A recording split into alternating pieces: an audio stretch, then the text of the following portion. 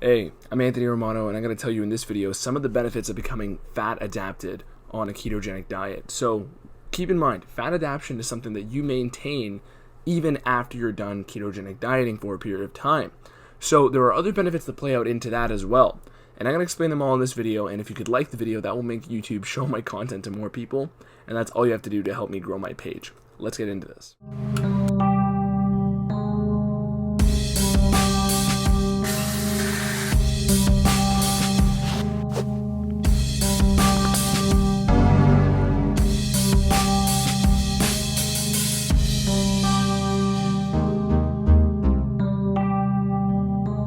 First, I'm going to explain what fat adaptation is, and then I'm going to explain how to get it, and then I'm going to explain why you want to have it. Okay, so what fat adaptation is fat adaptation is when your body becomes very good at using fat as the primary fuel. And on a cellular level, your mitochondria is going to be using fat more effectively. So basically, you have an energy increase on how much your body is able to use a higher density fuel.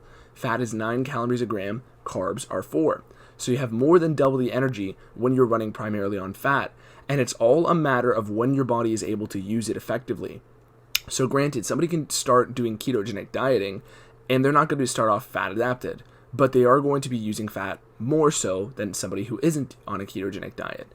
And after a certain point, fat adaptation is like a spectrum, okay? You get better and better the longer you use it, and it's just something that we've lost touch with because in our evolutionary history, our ancestors wouldn't have had a choice. In the wintertime, carbs would not grow, so they would have had at least half the year in a ketogenic state. Now granted, like I always say, some places have less access to fruit than others, and veggies and grains and sugar.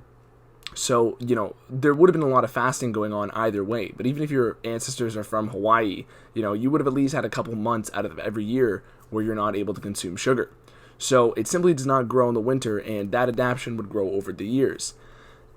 Either way, if you're doing ketogenic dieting every single year, you're going to be building your fat adaptation. Now, how do you achieve fat adaptation? Well, the short answer is you want to do a ketogenic diet strictly for 4 to 8 weeks, okay? That's the quickest way in. And it sounds pretty tedious, but if you think about it in the grand scheme of things, in the larger picture of your life, it's not that much of an investment to do 4 to 8 weeks of no sugar, which a lot of people can benefit from anyways. And from there, you have an enhanced metabolism. You have an enhanced ability to use sugar and fat, because I was speaking earlier about using fat better, but what it also doesn't talk about is that you use carbs better, and I have a video on this as well, but I'm going to explain that later on in the video. Now, why would somebody want to get fat adapted? The short answer is, of course, the benefits that come with the keto side of the coin. You're getting enhanced usage of fat, and basically, from one standpoint, and I have a video on this as well, you can enter a ketogenic state, and then if you do a lot of exercise, that's one of the best cutting techniques you could use ever for fat loss, because you've given your body a better engine for fat, and then you're doing exercise which requires fuel to be utilized, and your body's going to take more of it from fat as from your body. And this is a video I have basically made already that proves this from a study from Volek and Finney called the FASTER study, and of course all the people who worked with them on that study. But the main takeaway from that is, once you get people who are doing athletics or putting more demand on their body and they're already in that fat adapted state, we know they burn 2.3-fold higher fat.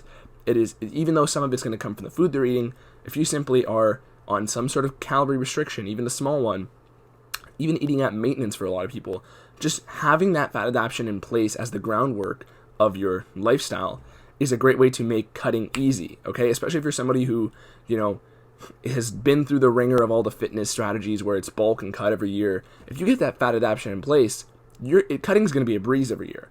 That's why you'll never see me, not lean year round in my videos. Granted, I've, tried other techniques here and there and experimented with certain things. I've gotten fat on purpose at one point to prove that I can burn it all. So there's a lot of other things that, can still be a roadblock here. But the point is, even then, you have an enhanced ability to break through even the worst, fat gain, okay? Let's get into some of the benefits as far as the carb side goes. Now, I hinted at this earlier, but you are also going to use carbohydrates better. So why is that? Think of it this way. There's a universal law in nature that the moment you lose exposure to something, you start gaining sensitivity to it. So the longer you go without something, the more sensitive you are to it. And as our bodies being survival machines, carbohydrates are the luxury fuel. If you want to span a time without them, your body has to make sure that it is sensitive to using them efficiently once you start getting them in again. Okay, as I said, they don't grow in parts of the year in every part of the world. There's at least half for most of the places of the world. And your body has to gain sensitivity to using them better after that period has ended. So once you're in the span of time where you're not using carbohydrates, you can base your lifestyle around this. You can start getting keto fat adapted, and then from there making carbs fit into your life to benefit you rather than to, enslave you. Because a lot of people, they are just slaves to their hunger all day long because they have the sugar addiction, the sugar dependence. And I have videos on this as well about how your willpower moment to moment is dictated almost entirely by your blood sugar.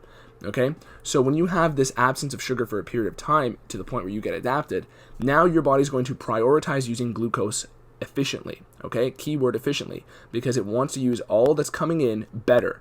And this is why in videos I have on, using carbs better, on the faster study, people who were in a high fat, not necessarily high fat, a fat adapted keto group, what they had done was they had similar levels of glycogen in their muscle stores as a high carb group. So after activities, they had similar levels of carbs.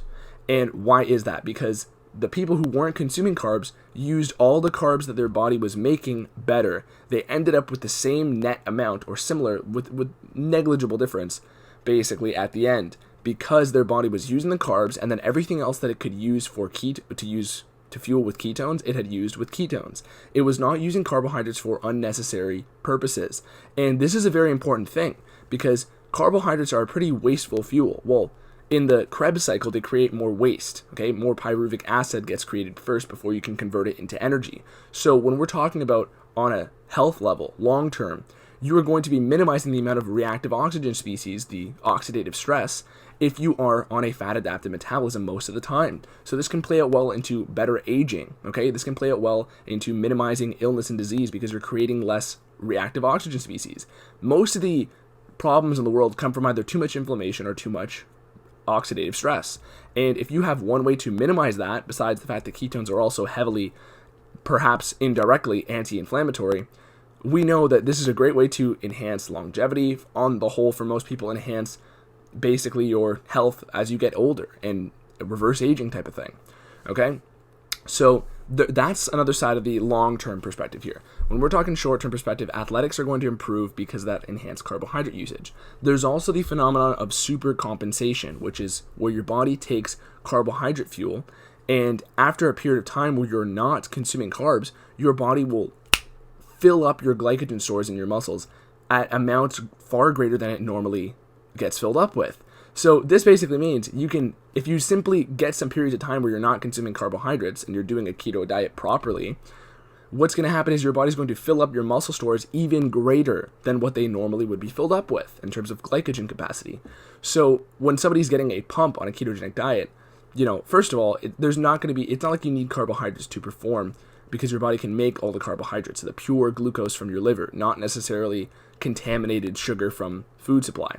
Now, what's going to happen is when somebody then has that glycogen, of course they're going to have moderate amounts or perhaps lower if they're not eating enough food when they're on a ketogenic diet. But once they start to add in a carb backload day or a targeted keto day, particularly the carb backload, their muscle stores are going to fill up so much that your physique is going to pop far more. This is why bodybuilders do this inevitably on the final weeks before competition. It is something we know about, but nobody ever uses on a practical level because they don't think it's sustainable. But in reality, if you simply get fat adapted, this luxury is available to you all the time. Literally, if somebody who eats keto for the past 9 years and has strategic carb days, if I go out and then, decide on one day I'm not going to eat keto and I want to have my carbs, then beautiful. The next day I'm going to look super jacked at the gym. Okay? That type of a thing. It's because that, it's because of that phenomenon of super compensation where your muscle glycogen stores are going to fill up dramatically more. And of course it plays out well in the cosmetic side of things, but it's also beneficial in the performance side of things. And this is why, bouncing back between the two is the optimal way for your performance to improve. It's the optimal way for your health to improve because, again, you're going to have control over your blood sugar. You're not going to be dependent on food. all the best athletes in the world perform best, the reason they perform best is because they're able to perform at a low blood sugar state. Most of the time when people's blood sugar drops, their brain sends a signal to their body to down-regulate performance because it wants you to stop, because it's saying, we're running on glucose, all we know how to do right now is run on glucose, so you have to chill out because, I don't know, it's going to be harder for us to pull some fuel here, because that's just how our modern diets have led us to that state. So essentially the phenomenon of better sports performance, better athletics, from, even when somebody's in a low blood sugar state, comes from getting fat adapted. Or even all the best athletes in the world, like people who are shredded, like Cristiano Ronaldo, okay? The reason, somebody who has a lean physique already, chances are their body's good at burning fat. And this is not necessarily because they do full-on keto dieting. I have a video on plenty of athletes' diets. And the thing is, even if somebody is burning off all their glucose and training every single day, they're going to be making plenty of ketones, okay? There's ketones in you right now, regardless of what you're doing. If you went to sleep last night, you made ketones. Sure, you weren't in nutritional ketosis, but your body uses ketones for a variety of things, and it's the preferred fuel for the heart, it's the preferred fuel for the brain. There's a lot of different benefits that come from it, and when we're looking at athletic performance, being able to access it is simply something that is going to benefit you dramatically. All the best athletes in the world can perform at low blood sugar levels because their brain is not worried about a fuel crisis after, they run out of carbs. All the times in nature when your ancestors would have had to remember where food was or remember anything would have came when they had nothing. So wouldn't they have been in a ketogenic state at that point? Wouldn't they have been fasting in a fasted state? That's the thing. Food is not readily available thousands of years ago. This is a luxury we have nowadays because of modern agriculture and the agricultural revolution. And the whole point is, if you can simply integrate the ability to use fat and carbs, you will be performing how your body was designed to. Because why would we have a dual fuel system if we weren't meant to use one in dominance and then one for specific purposes? Or even sometimes using carbs more, but then using fat for as a backup sometimes. There's different ways to twist it, but your body's meant to use both. And essentially, if you can master both of those, you will see performance in every level of your life skyrocket. Okay, so that's in general some of the performance benefits, some of the health benefits. I tried to run through them very quickly, but the point is, a lot of people think fat adaptation is a benefit solely for keto people. But here's the thing, what I'm trying to tell you is, getting fat adapted is something that can benefit you even when you're not eating keto, which is why I tell people to have a routine of accessing ketosis at least some part of every year. That's what I recommend to you. That's the thing that's the 20% change that's going to make the 80% difference in your life. It's the 80-20 of how to improve your life nutritionally. It doesn't mean you have to eat certain foods. It simply means you have to cut out one, sugar. So if you can do that for spans of the year, if you want to fast, if you want to achieve it by doing, intense fasting windows or something like that, that's one way to do it as well. There's many ways to achieve ketosis. If you want to do it by exercising for 8 hours a day, then that's one way to do it too. And eating your carbs, you can do that. But the point is, if you simply access it, you are going to achieve more benefit. There's also the side of autophagy, which is the cellular cleansing process, and this comes from deeper levels of ketosis. So essentially, this is a huge benefit of fasting for prolonged times, but it is a detox mechanism. It is powerful for detoxing your brain, is powerful for detoxing injuries from your body, feeding the weaker cells to the stronger cells.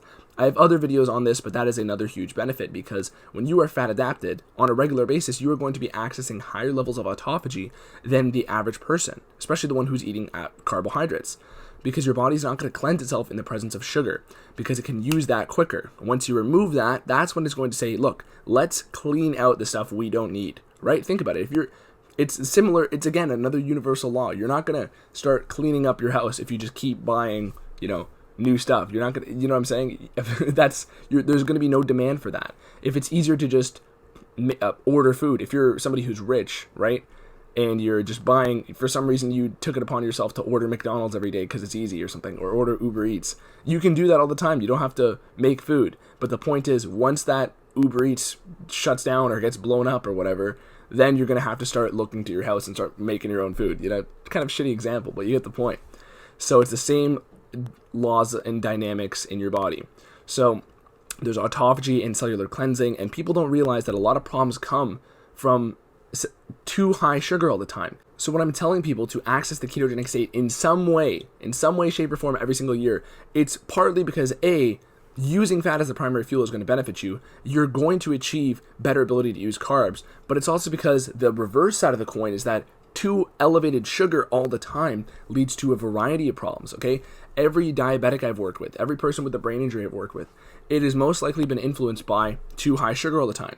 We know that the amyloid plaques in people's brains, which are in Alzheimer patients, dementia patients, comes from too high sugar.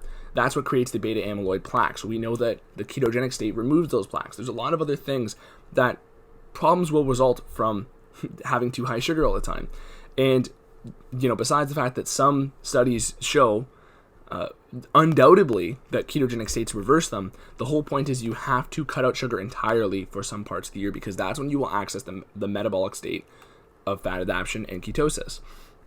So one thing too I want to stress here is this is not something you can achieve by simply lowering your sugar intake. Granted, that's one way to ease into this, but you should never expect all these benefits by simply having, I just have an apple a day and that's all I have.